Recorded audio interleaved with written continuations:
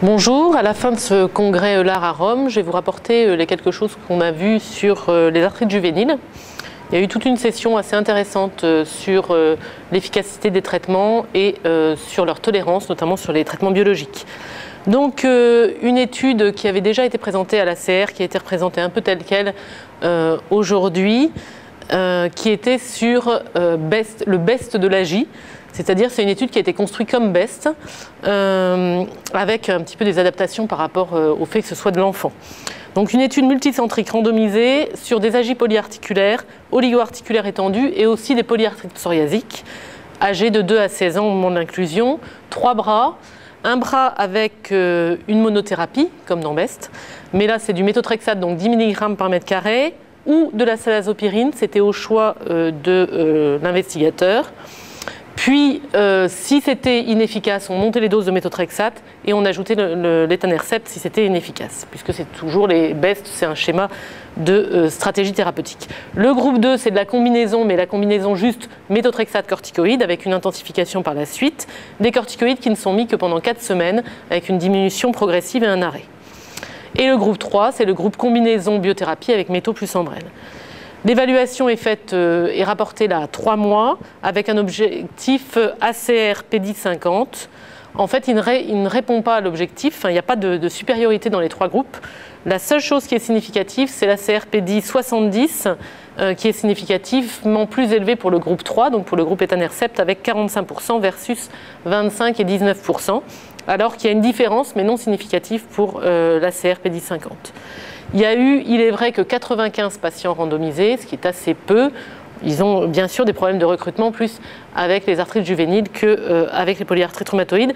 Néanmoins, on attend les résultats un petit peu plus long terme, voir s'il y a un intérêt de faire un traitement d'emblée par méthotrexate et anti-TNF dans les AGI. Une deuxième étude, cette fois-ci, qui s'est intéressée à la tolérance des biologiques sur la survenue d'effets infectieux. Donc cette étude-là, elle est faite à partir d'un registre, le registre PharmaChild. C'est un registre européen dans lequel il est possible de rentrer en fait à chaque personne qui participe les résultats des AGI qu'on suit en consultation, quel que soit leur traitement. Ils ont divisé, donc ils ont pris l'ensemble des AGI traités dans ce registre et ils ont divisé en 3 groupes. Les enfants qui étaient traités par méthotrexate seuls. Il y en avait 1674.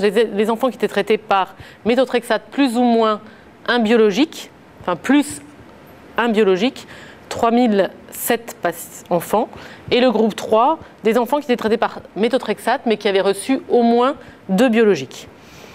Alors le gros biais de cette étude, donc ils arrivent à montrer qu'il y a plus d'effets infectieux dans le 3e groupe, enfin plus de problèmes infectieux pour les enfants dans le 3e groupe, qui est celui où il y avait le plus de biologiques, mais le problème c'est que ce n'était pas du tout les mêmes populations. Le premier groupe qui n'avait été traité que par méthotrexate était essentiellement des AGI oligo-articulaires, qui sont des enfants auxquels on donne très peu de corticoïdes. Le deuxième groupe qui avait eu au moins un biologique, eh bien c'était des poly ou des oligo-étendus qui avaient essentiellement été traités par étanercept. Et le troisième, c'était beaucoup plus des AGI systémiques qui avaient eu beaucoup de corticoïdes et plusieurs biothérapies. Donc bon, ils en concluent que l'adjonction de biologique ou le changement de biologique expose à un risque infectieux plus important. Je ne suis pas sûre qu'on puisse complètement tirer cette conclusion. Une autre étude sur la tolérance des biologiques et leurs causes d'arrêt. Là, à partir d'un registre qui est le registre BICARE, 1713 enfants qui ont été inclus dans ce registre.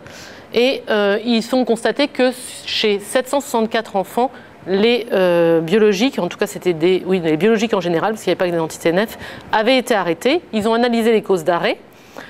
Bon, là encore c'est pareil, toutes les AGI, et elles sont quand même très diverses dans leurs manifestations, ont été incluses. La cible, c'était le traitement.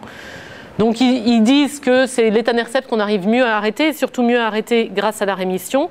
Mais on sait que l'étanercept est mis en première intention, donc c'est sûr que s'ils sont en rémission avec l'étanercept, on arrêtera plus facilement avec ce médicament.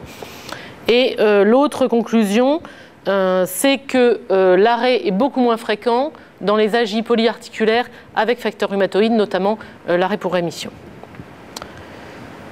Et enfin, donc, une étude sur la tolérance de l'adalimumab dans l'AGI. à partir d'un autre registre qui s'appelle STEVE. Les effets secondaires ont été évalués dans 2 groupes de patients, les enfants sous méthosol et les enfants sous ADA plus ou moins méthotrexate. Et là, ils n'ont pas montré plus d'infections dans le groupe ADA versus le groupe ADA méthosol, pardon, pas plus d'infections sévères. Ils avaient même un petit peu plus d'infections non sévères, mais qui pouvaient s'entendre car les enfants qui étaient dans le groupe méthosol étaient plus jeunes et donc plus facilement exposés à des infections.